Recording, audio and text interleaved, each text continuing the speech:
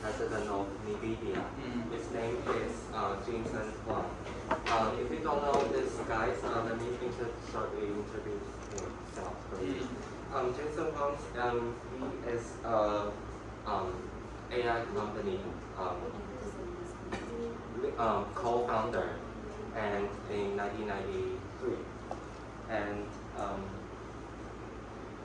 he's born in Taiwan but immigrated to the United States at age 9 and graduated from Stanford University. And in 1993, he co-founded NVIDIA, this company, and with him and another 2 engineers.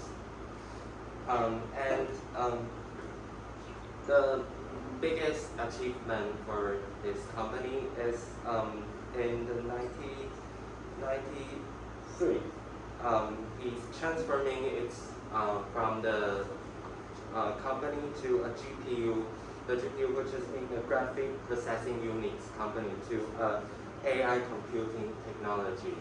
So which is now it's a very giant AI innovation company in the whole world. Yes. And NVIDIA evolved from a gaming graphic company to this powering cutting-edge field like AI, data center, and autonomous vehicles. And we'll move on to his management style, which we want to discuss with everyone. The first one is about the prompts of the empowering. Empowering. Yes. So I will pick 2 from among the management style which we use, and the first one is empowering. Sorry. He constantly reinforces a big picture vision like AI and metaverse and robotics, and also inspire his employees to think beyond traditional computing. Yes. And encourage them to give and share innovative ideas and give his employees their creative freedoms. And he also fosters a culture where engineers and researchers are encouraged to push the technological boundary without fear and failure.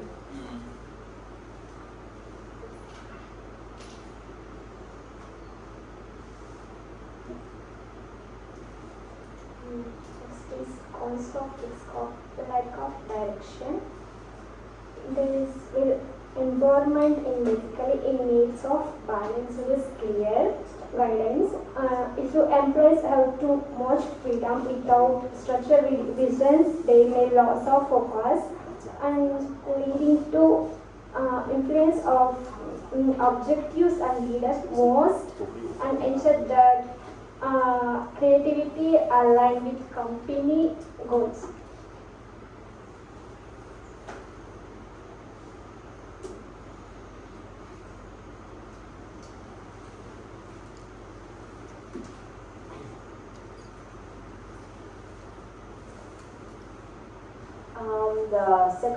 The second management is hands-on, and I want to talk about the pros of hands-on management.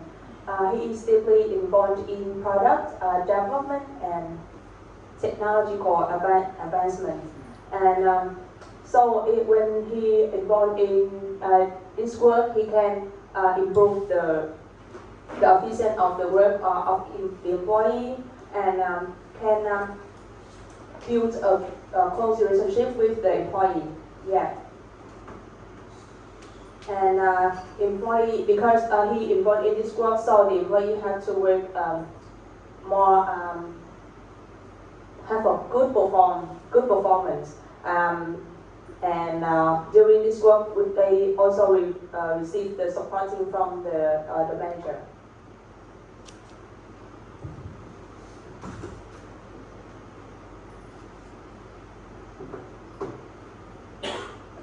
And we also found one of the cons is the risk of micromanagement.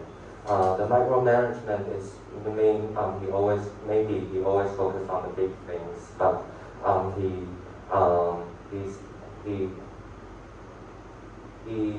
didn't care about the little things, something like that. So be easy to cross the line from hands-on to micromanagement is one of the way to solve it. James Owan's leadership celebrates of transparency and innovation. His hands-on approach carries a risk of micromanagement. Yeah. And that's it. Thank you so much. Okay, Yeah. so thank you for your presentations. Okay, good. Hey, is it possible for you to convert it into PDF file? Yes. Okay. So later we happy to chance to PDF file and upload to the library. Okay. Next. Okay, group 2. Where's group 2? Group? You don't remember?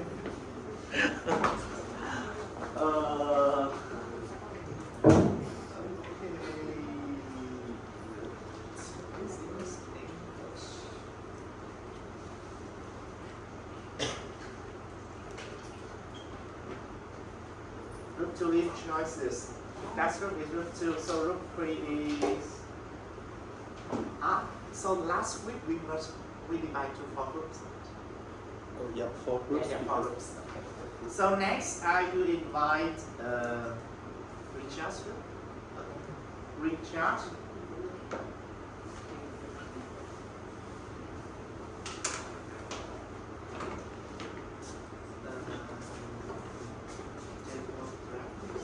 Few chocolate and no rabbit.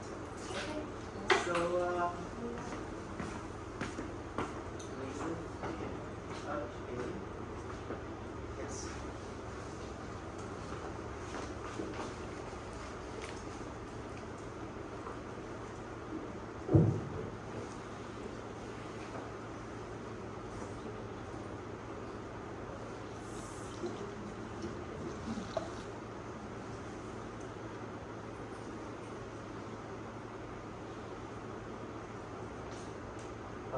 So, hello everyone. My name is Richard, and we are talking about we think the leadership, quite one of important leadership is delegating. And about the delegating leadership style, we emphasize some pros and cons. And we move to the pros. Pros, number one, increase efficiency and productivity. Managers can focus on higher level structured planning, where employees handle day-to-day tasks, improving over efficiency. Number two, enhances employees' skills and competence. Assigning challenging tasks help employees grow their skills, gain competence, and develop a stronger sense of loyalty to the company. And three, encourages innovation and flexibility. Employees have more opportunities to contribute ideas and make decisions, allowing the team to adapt quickly to changing environments. And four, reduce managerial workload. Managers can avoid micromanaging, reducing stress and allowing them to concentrate on scheduled tasks. Yes, let's move on to the next one. Is the cons. So first one is the risk of poor decision making. So if employees don't have enough experience or training, I think maybe they might make some mistakes that can affect negatively to the business. And the second one is the loss of overall control. So delegating too much can lead to inconsistencies in work quality and can cause business goals to get off track. Okay. And the next one, employees may feel overwhelmed. So maybe taking on too many responsibilities, can be stressful sometimes, especially when they're not getting the right support or guidance. And the last one is the lack of supervision that may affect the performance. So without proper supervision, some employees can be demotivated or they lose some focus. Yeah. So it leads to some lower efficiency. Sorry.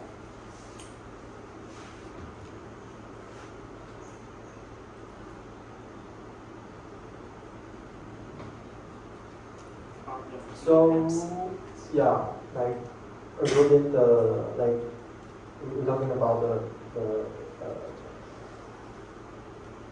the leadership of delegating, and within one of the main manager that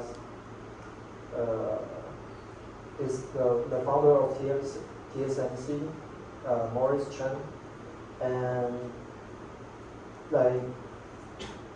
he's the one that prime example of the leader who successfully applied the delegating the leadership style. And when asked why TSMC become so successful, Morris said it was because the trust his employee and delegated his authority to them, and he empowered his team by foster innovation and allow the manager to take the ownership with their responsibility.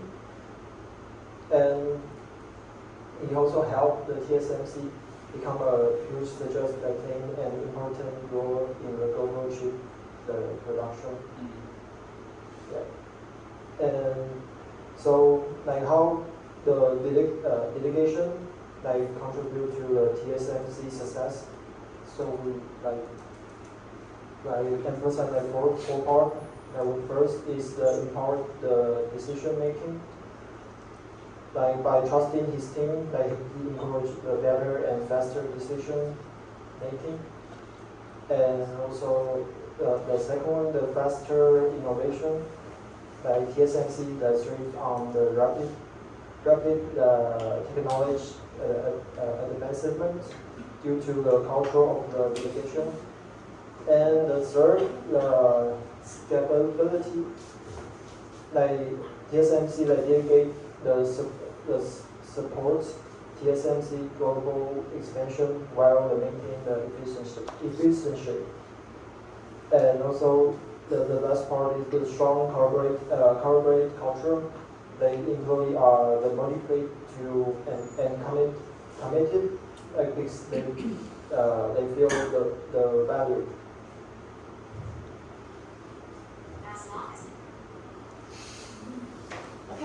Okay, thank you so much. Yes, next. Yes.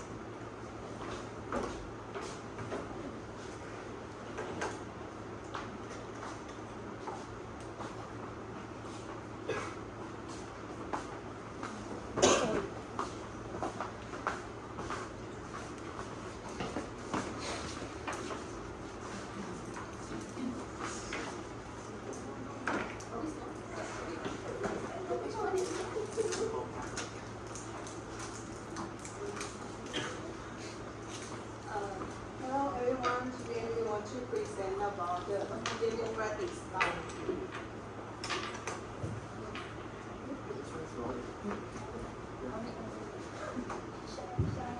Hello.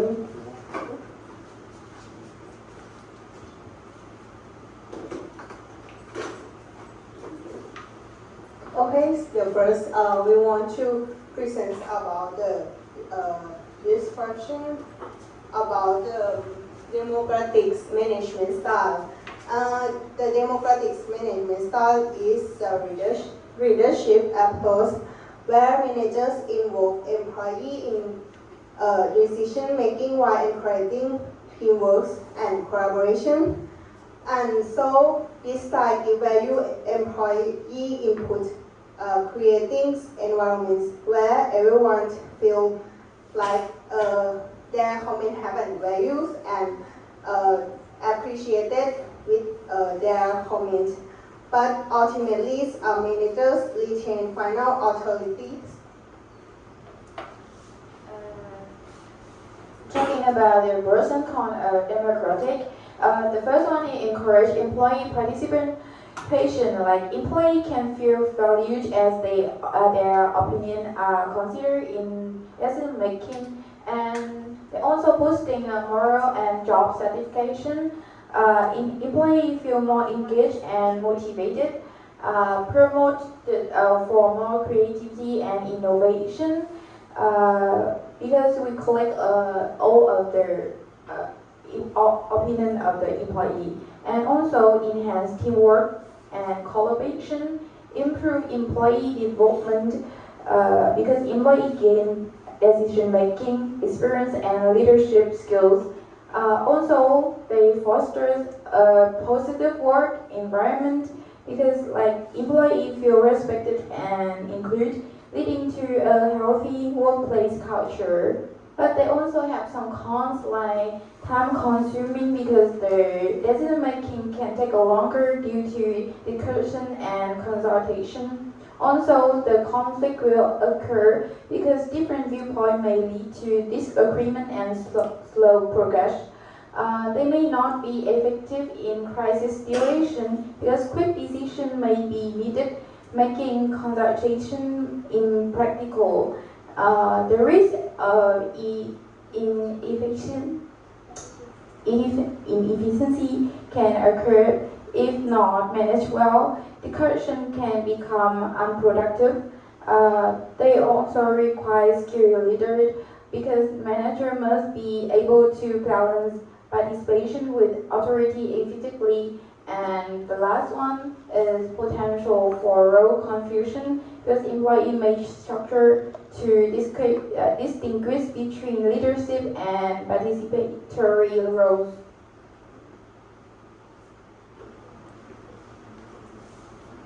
And next, we choose the product Obama. Obama is the 44% president of the USA. Is known for his inclusive and participative leadership style. He values teamwork, collaboration, and open communication. Encouraging different perspectives before making decisions. His leadership was invited in his offer to government crisis management. For example, economic recovery of 2008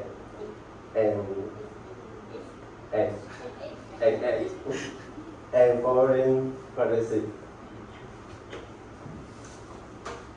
The traits of his leadership is first, it encourages open discussion.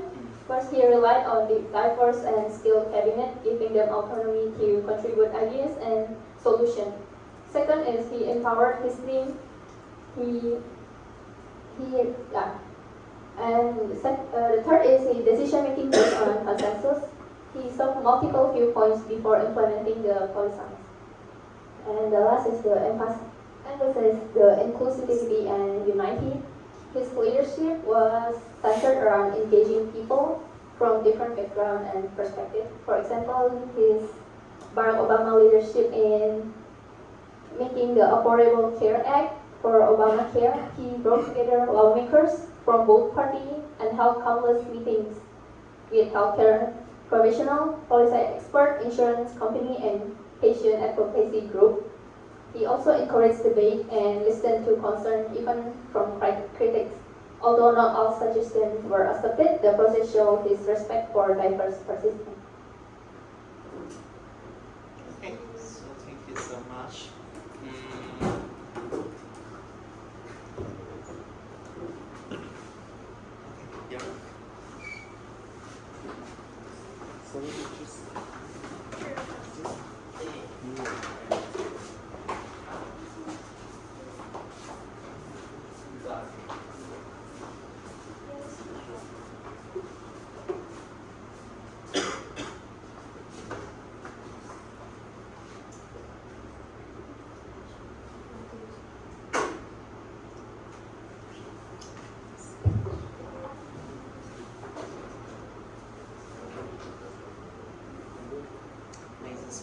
Okay, hi everyone. This is the final present about the characteristic in business management style. And we choose laissez-faire and a study from variable management style for this one. So first on what is the laissez-faire? So the laissez-faire is a hands-off approach that allows the followers to set up the rules and make decisions by themselves. Like in management, the laissez-faire management style, the managers provide a minimal direct supervision into their employees and also allow the employees to make the decision by themselves and take the responsibility for their work as well. This style relies on trust in the team's ability, rating, autonomy to set their goals and also make decisions.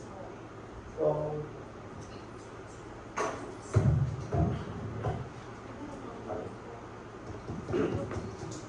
okay, so the next one for the roles of laissez-faire in management style.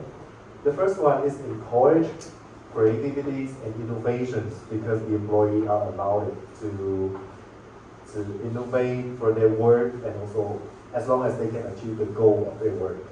The next one is the flexibilities because the managers usually apply the less direct management to them, so they're gonna be more flexible in their work. The third one is also encourage freedom, and finally is the high moral in this management style. But on the other hand, it also brings some cons. The first one is lack of direction because they are so free to do what they want to do. So sometimes the team maybe go on the wrong directions or can lead into some problem into the general operation of the teams. The second one is the potential chaos because they are so free to do what they want. So it can also increase some conflict inside the teams in their management, and this can lead to the chaos of them. The third one is accountability issues, and the final one is the risk of exploitation because this can impact the productivity because they are so free. So sometimes the productivity might decrease because of this one. But we can take a look at the example from Warren Buffett, and then we're going to continue with this part. Yes, the management style represent is Warren Buffett. Warren Buffett is an American investor and philanthropist who currently serves as the chairman and CEO of Berkshire Hathaway. And in an annual report from Berkshire Hathaway in 2010, Warren Buffett said, "We allow our subsidiary companies to operate independently without supervision because it allows many of our managers to keep an owner-oriented behavior, and they use them well in motivating their team members to perform well. And he allows people to learn from their mistakes and only intervene when necessary. He chooses quality workers who will work with minimal to no supervision. And this leadership style has helped him earn very significant returns from his various businesses. And Warren Buffett's leadership style fosters creativity as it requires maximum group collaboration and participation, and the group finds its own way, method, and path to reach its goals. And thanks for watching. Okay, last group.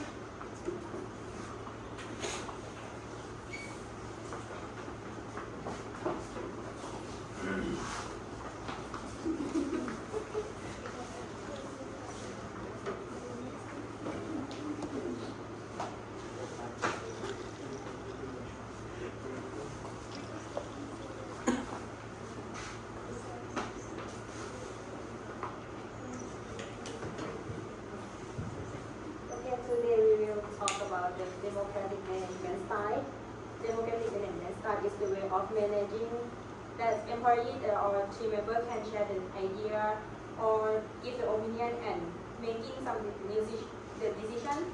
This is help the organization run more effectively.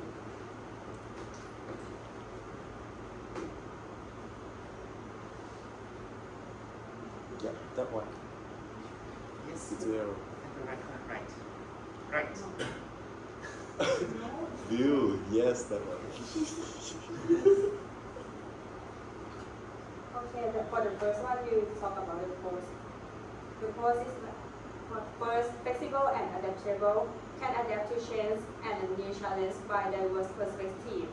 To encourage innovation, team members share the new idea leading to creative solutions. 3. Making decisions with morality, fairness and responsibility. And 4. Better decision making. Consider multiple perspectives for well-rounded decisions. 5. Better communication. Open communication channels are encouraged and build the trust. 6. Improve problem solving. Collective brainstorming lead to more effective and practical solutions.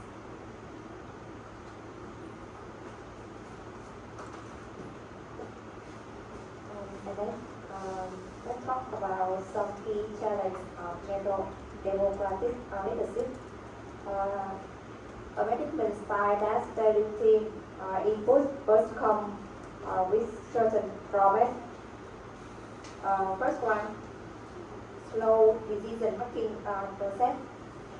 One major drawback is the slow decision making process. Since multiple opinion involved reaching outcome can take longer than expected in fast environment. This delay can hinder process and slow down critical action.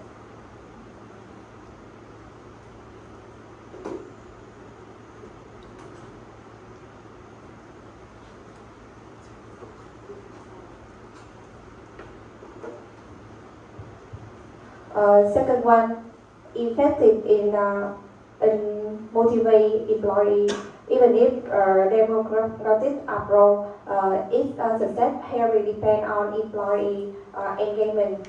If team member lack motivation, they not contribute effectively making decision.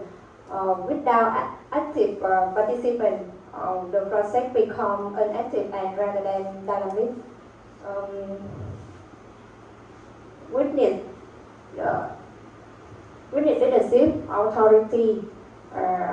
When everyone has a say, leader may struggle to authority, leading to potential management difficult. And finally, risk of opinion conflict. Encourage open discussion is free, but different perspectives can sometimes escalate into conflict. If many suitable, their disagreement may create workplace tension and slow down productive inclusion. While democratic leadership promote collaboration, leaders must balance inclusive with desire to maintain efficiency and authority. Yeah, and actually for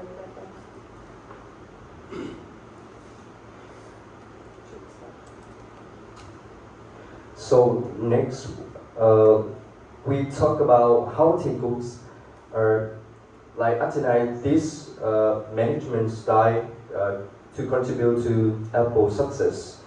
So Tim Cook took over as CEO in 2011, and he made significant change in the way Apple operates. Under his leadership and management style, Apple has not only maintained its leading position but also grown stronger and more diverse. And so first we talk about strength of this leadership style, management style. Tim Cook applied to Apple. He encouraged collaboration. Tim Cook always values teamwork, helping different departments within Apple work together more effectively. And this different from Steve Jobs, Steve Jobs is more authoritative leadership style, and also the second one, Tim Cook know how to empower employees so well. He just and gives employees opportunity to showcase their ability. This has created a flexible and innovative work environment at Apple. And Tim Cook always believed in using data and analysis to make decisions rather than relying on intuition like Steve Jobs. So this approach helps Apple to make well-calculated moves. And Tim Cook also promotes a positive work culture. He fosters an open and inclusive work environment, encouraging diversity and a healthy work-life balance. And finally, he expanded Apple's business strategy with this management style. Under Tim Cook's leadership and management style, Apple has diversified beyond iPhone, into service like Apple Music, iCloud, and Apple Pay, ensuring long-term revenue growth. But democratic management style also bring back some disadvantages. The first one is slower decision making, different from Steve Jobs' decision making process. Tim Cook had to rely on data and consensus, and decision making process can be slower compared to Steve Jobs' more decisive style. And democratic management style also challenged in crisis management. Unlike Jobs, Cook is not a visionary product leader, which sometimes make it harder for Apple to handle crisis effectively, and also less aggressive innovation. Apple under Tim Cook has been fewer groundbreaking products like iPhone or iPad, and the company focused more on incremental improvements rather than the revolutionary innovations, like you can see that a lot of versions of iPhones. And in conclusion, Tim Cook has successfully led Apple with cooperative, data-driven, and long-term strategic approach. However, this will come with challenges such as slower decision-making, less bold innovation, and overall, despite this limitation, he remains one of the most successful leaders in the world. Thank you.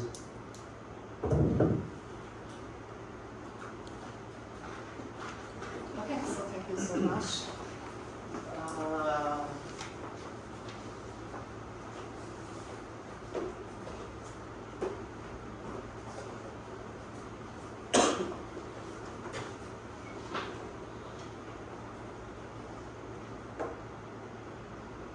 Okay, so we speak for a moment.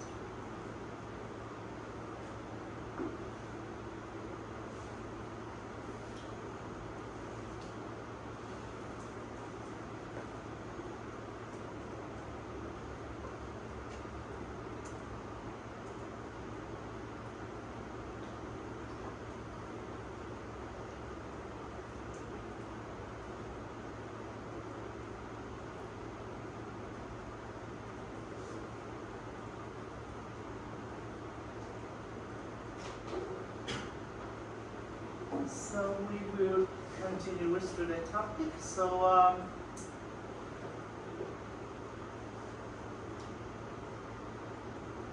I suggest you to sit in group of country. So it means Taiwanese student will sit in one group, Vietnamese student in one group, Thailand student, and we only have maybe Tara. Oh, you have Chris. So Tara will join this group with, okay. So we sit in group of country. We'll talk about employment trends. So based on this information, please help me to find information about employment trends in your country and then share with your classmates. Okay, for example, length of working week. For example, in Taiwan, we have basically 5 days a week, right? one day is about 8 hours, something like that. Okay, so share about the types of contract. So for example, we have full-time or part-time or seasonal work, something like that, some important trend. The rate of self-employment, percentage of self-employment, and also unemployment rate in 2024. Got it? And the average monthly wage, this means average monthly income of people in your country. So you will have 5 minutes, okay, to search information and then share with you. So please sit in group of country. So Tara will join with Stephanie. Yes, also.